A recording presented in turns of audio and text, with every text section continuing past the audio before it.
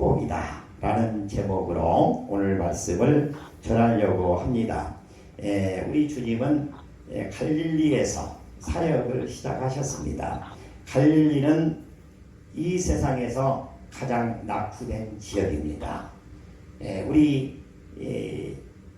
우리나라로 얘기하면, 우리 전라북도로 얘기하면, 우리 완주군으로 얘기하면은 가장 낙후된 지역이 어딥니까? 바로 저는 감히 여기라고 말씀드립니다.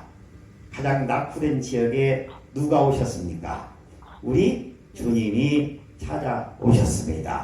이곳이 척박한 땅에서 바로 젖과 꿀이 흐르는 땅으로 바뀐 것입니다. 아멘. 기적이 일어난 것입니다. 아멘. 우리 지금 척박한 이곳에 116년 전에 맥거천 선교사님이 말씀을 들고 오셨는데 우리 신월교회를 세워주셨습니다.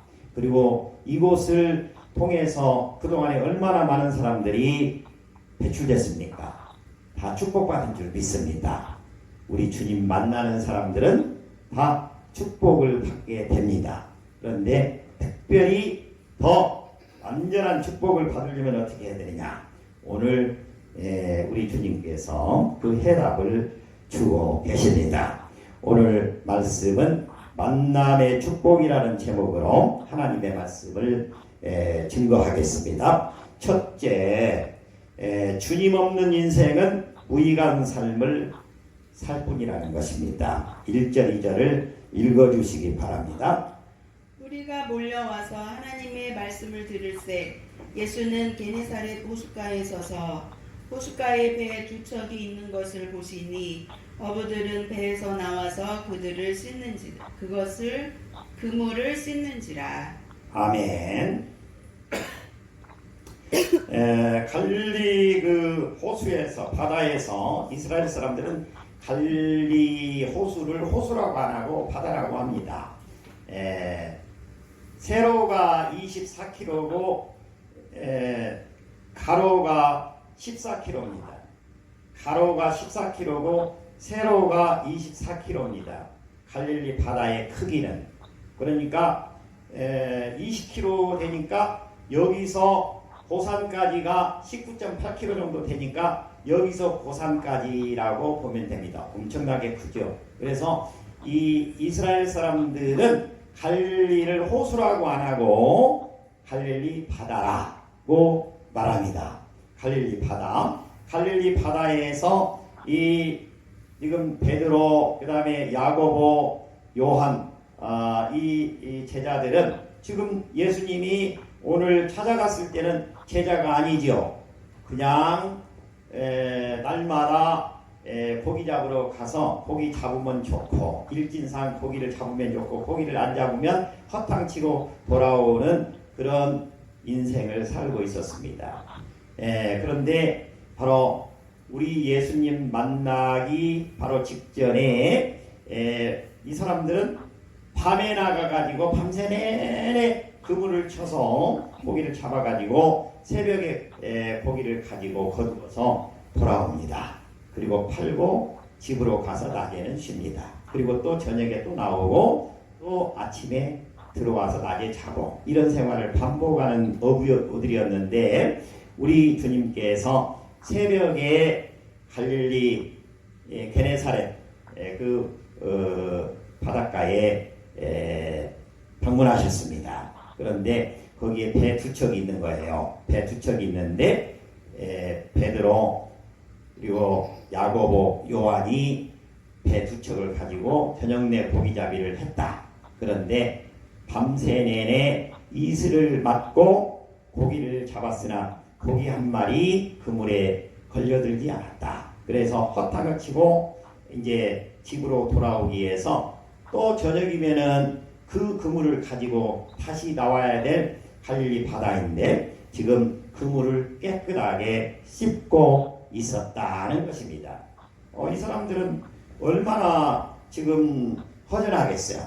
밤새 내내 잠도 안 자고 그물을 쳤는데 한 마리의 고기도 잡지 못했다라고 말씀하고 있습니다. 2절에 보니까 어부들은 배에서 나와서 그물을 씻는지라. 그날 이제 하루를 아침에 정리하는 것입니다. 깨끗하게 맹탕 인생을 산 것입니다. 이렇게 우리 주님이 없는 인생은 맹탕 인생이 된다는 것입니다.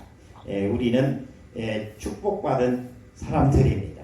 우리 주님을 만난 사람들은 축복이 이미 우리 안에 들어와 있는 분들입니다. 여기 지금 오셔서 예배 참석하신 분들, 또 우리 성도님들은 다 축복받은 분들입니다. 왜 그렇습니까? 예수를 만났기 때문에 우리는 축복받은 인생이라고 할 수가 있죠. 스바냐서라고 하는 그 예언서가 있습니다. 3장 17절, 스바냐서 3장 17절을 보면 너의 하나님 여호와가 너희 가운데 계시니 그는 구원을 베푸실 전능자이시라. 그가 너로 말미암아 기쁨을 이기지 못하시며 너를 잠잠히 사랑하시며 너로 말미암아 즐거이 부르며 기뻐하시리라. 우리 주님은 이미 우리를 일찍이 택하셨습니다. 시편 139편에 보면 우리가 조성되기 전에, 우리 부모님이 나를 만들기 전에 이미 태초에 우리 주님은 우리를 만드셨습니다. 이미 만드셨다는 것은 이미 축복받는 인간으로 택했다는 것입니다. 그렇기 때문에 여기 나와서 예배 참석하시는 분들은 우리 주님의 말씀을 듣고 말씀 따라가는 삶을 살게 되면 우리 주님께서 기적의 삶을 살게 만들어 주십니다. 우리가 지금 우리 가정에 어려움이 있습니까? 또 우리 가정에 누구 어떤 식구에게 어려움이 있습니까? 나하고 관련된 어떤 일들이 잘 안 되고 있습니까? 우리 주님과의 관계가 회복되면 깨끗하게 해결되는 줄 믿습니다. 우리 주님께서 깨끗하게 해결해 주십니다. 바로 우리는 세상적으로는 이 갈릴리 어부들은 정말 순수한 사람들입니다. 밤새 내내 쉬지 않고 그물을 바쁘게 쳤을 것입니다. 그런데 고기 한 마리 못 잡았다라고 지금 적혀 있습니다. 왜 그랬을까요? 우리 주님이 없는 삶은 그런다는 것입니다. 자, 그러면 우리는 어떻게 해야 되느냐? 우리 주님을 만나야 된다는 것입니다. 우리 주님은 그러면 어떤 사람을 찾아오느냐? 우리 주님이 찾아오는 사람은 바로 두 번째입니다. 겸손한 자에게 바로 우리 주님은 찾아오셔서 축복과 사명을 맡겨주신다는 것입니다. 3절에서 7절을 읽어주시기 바랍니다. 예수께서 한 배에 오르시니 그 배는 시몬의 배라.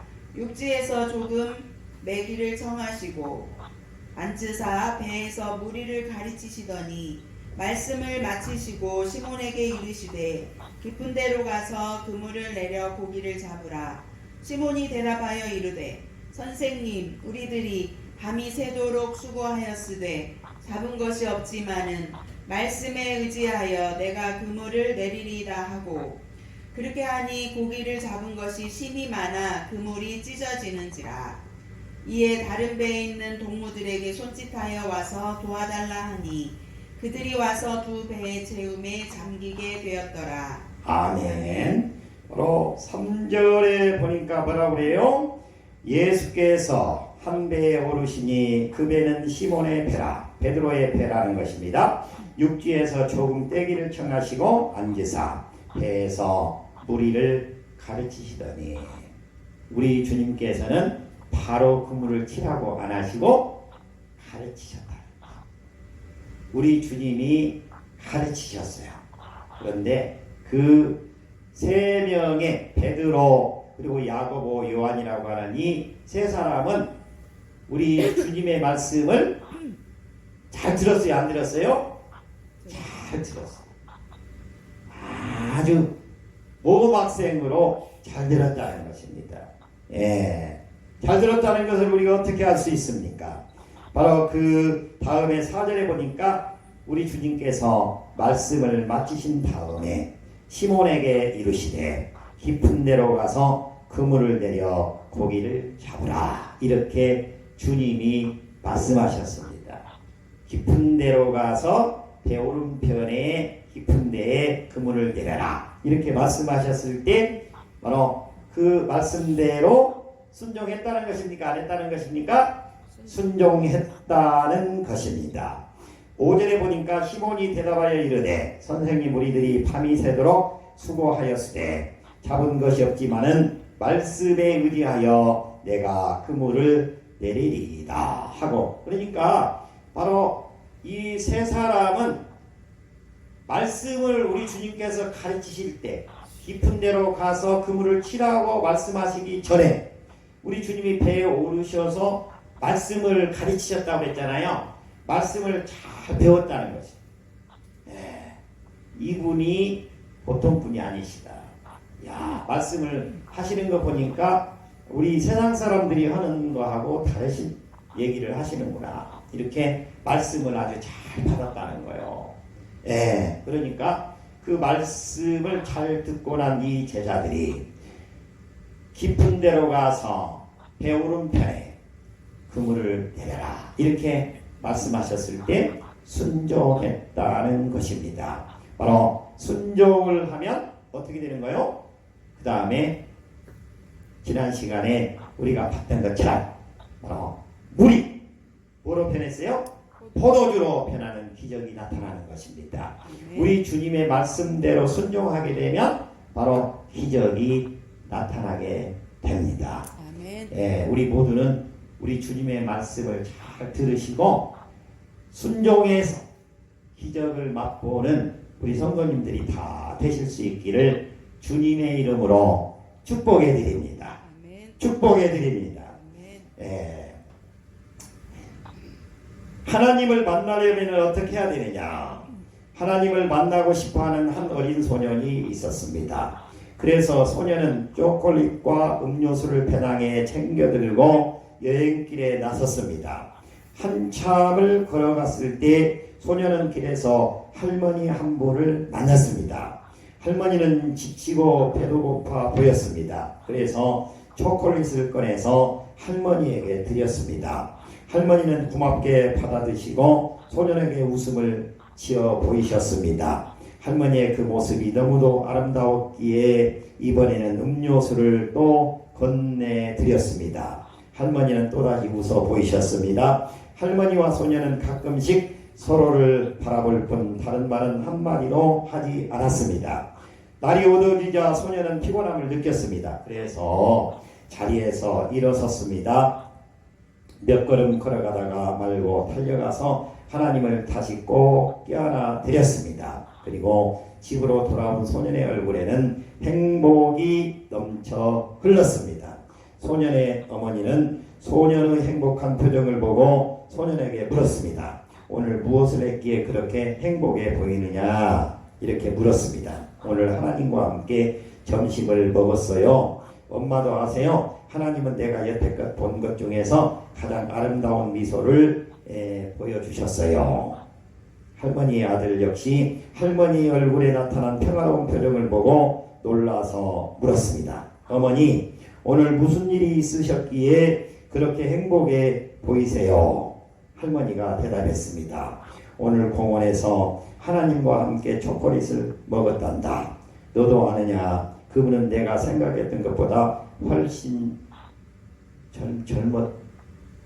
이렇게 말씀하셨습니다. 마더 테레사는 하루에 5번만이라도 미소를 지으라고 했습니다.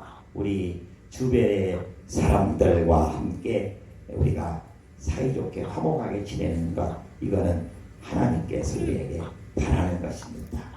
우리 신월교회는 2023년도부터 새로운 일을 시작했습니다. 어려운 이웃을 돕기로 했습니다.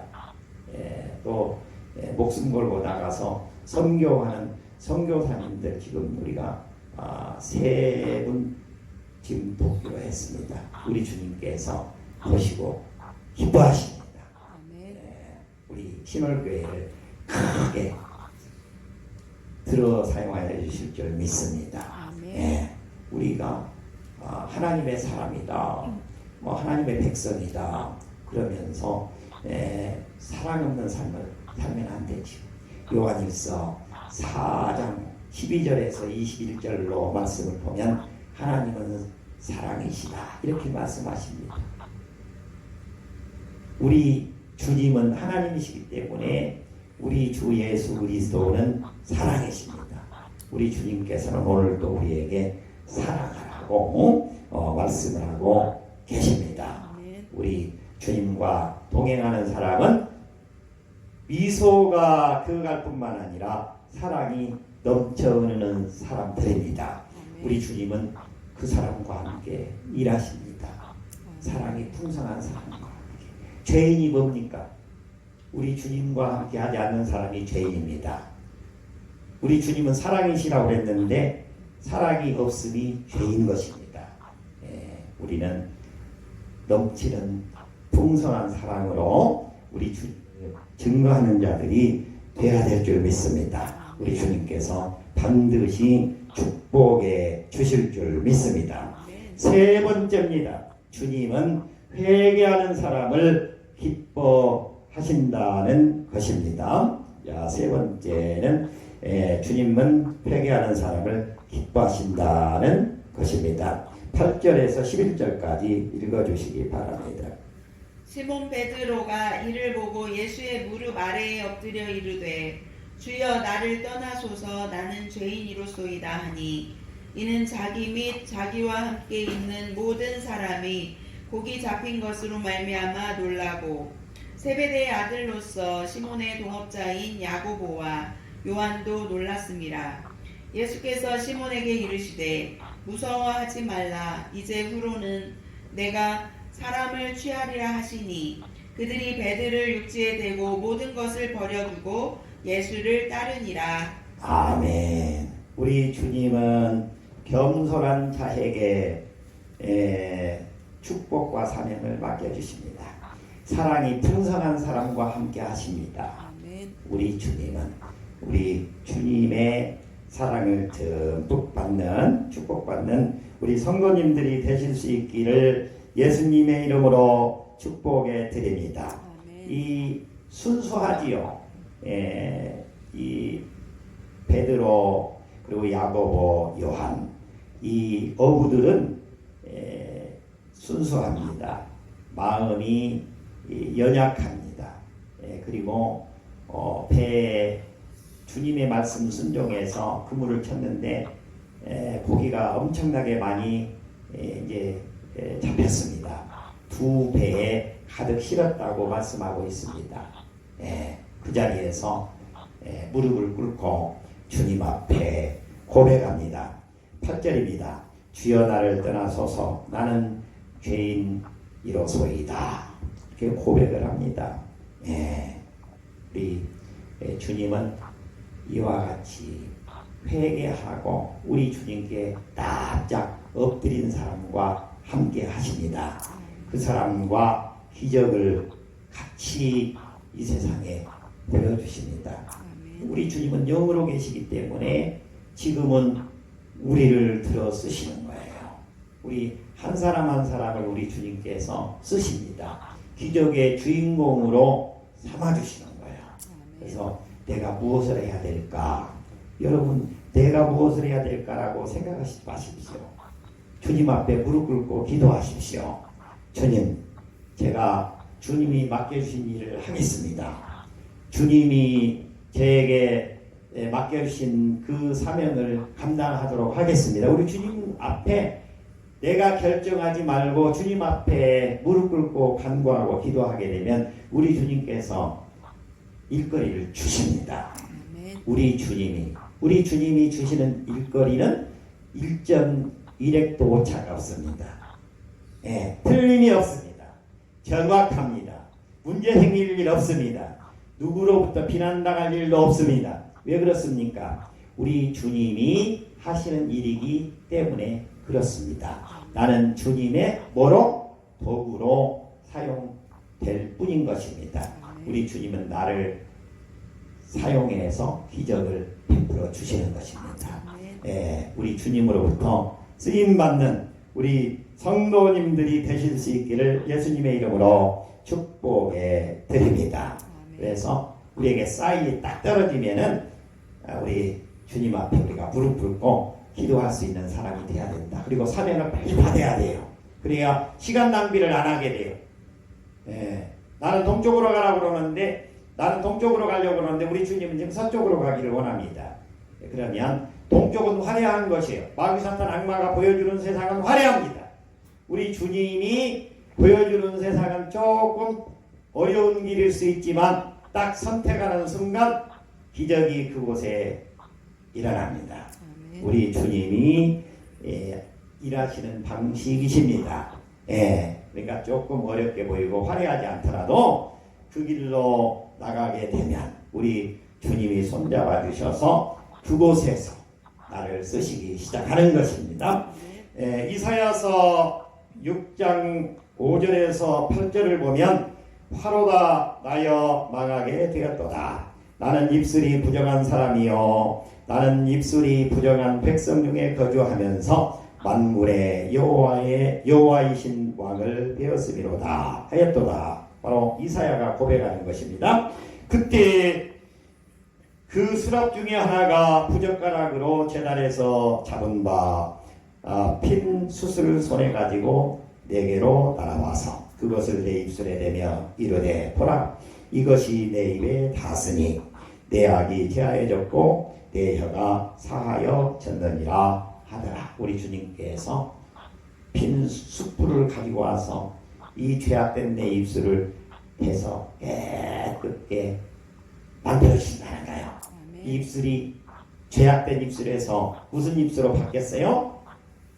우리 주님이 쓰시는 사랑의 입술로, 은혜의 입술로, 축복의 입술로 바뀌게 된 것입니다. 이때부터는 마음껏 세상에 나가서 외쳐도 우리 주님께서 이 사람과 함께 일하시는 것입니다. 따라서 이사야서 6장 8절에 보면 주님께서 말합니다. 내가 누구를 보내며 누가 우리를 위하여 갈고 하시니 그때 내가 이르되 내가 여기 있나이다 나를 보내소서. 이렇게 처음에는 죄악된 사람이라고 고백했던 이 이사야를 우리 주님께서 그 입술을 더러운 입술, 죄악된 입술을 주님이 보낸 천사가 핀 숯불을 가지고 와서 입술을 찢어서 복된 입술로, 축복의 입술로, 은혜의 입술로, 사랑의 입술로 바꿔주시고 난 다음에 우리 주님께서 묻는 거예요. 이걸 잘 들으셔야 돼요. 바로 누구를 보내며 누가 우리를 위하여 갈고 우리 주님께서 묻습니다. 그러니까 바로 이사야가 대답하는 거예요. 내가 여기 있나이다. 나를 보내소서. 우리 주님이 쓰시는 것입니다. 여러분도 이와 같이 응답 받고 우리 주님께 응답해서 축복받는 하나님으로부터 크게 쓰임받는 바로 성도님들이 되실 수 있기를 주님의 이름으로 축복해 드립니다. 어떤 흑인 목사님이 있었는데요. 한 번은 그의 교회에서 장례식을 치른다는 발표를 했습니다. 그런데 막상 죽은 사람의 이름은 밝히지 않았습니다. 사람들이 장례식을 위해 왔습니다. 설교단 앞에는 관이 놓여져 있었고 이곳저곳에 죽은 사람을 애도하는 꽃들이 놓여 있었습니다. 그 목사님은 죽은 사람을 기리는 징송의 말을 하지 않고 오히려 그 사람은 살아있을 동안 있을 수 있는 모든 죄를 다 지었다고 하면서 사악한 사람이었기 때문에 영원히 형벌을 받게 될 것이라고 말씀하셨습니다. 설교가 끝나자 목사님은 사람들에게 이 끔찍한 죄인의 모습을 한 번씩 바라보도록 관 곁으로 다가오게 했습니다. 사람들이 몰려와서 관 속을 들여다보았지만 관 속은 텅 비어 있었고 대신 커다란 거울이 그 안에 놓여 있었습니다. 관을 들여다보는 자기 자신의 모습이 그 거울에 비칠 뿐이었습니다. 목사님은 말씀했습니다. 바로 그 거울에 비치는 사람들이 죄인입니다. 라고 힘주어 말했습니다. 우리는 주님 앞에 뭐라고 고백해야 됩니까? 나는 죄인이로소이다. 주님 제가 감당할 수가 없겠사오니 주님 저를 떠나소서. 우리 주님께서 이렇게 주님 앞에 납작 엎드리면 우리 주님께서는 손을 내밀어서 내 손을 잡아주시고 우리 주님께서 그동안에 있었던 나의 사악들을 깨끗하게 도만시켜 주시고 없애주시고 우리 주님의 사랑으로 손잡고 기적의 행군을 시작하게 되는 것입니다. 이와 같은 축복받는 우리 귀한 성도님들이 다 되실 수 있기를 주님의 이름으로 축복해 드립니다. 기도하겠습니다.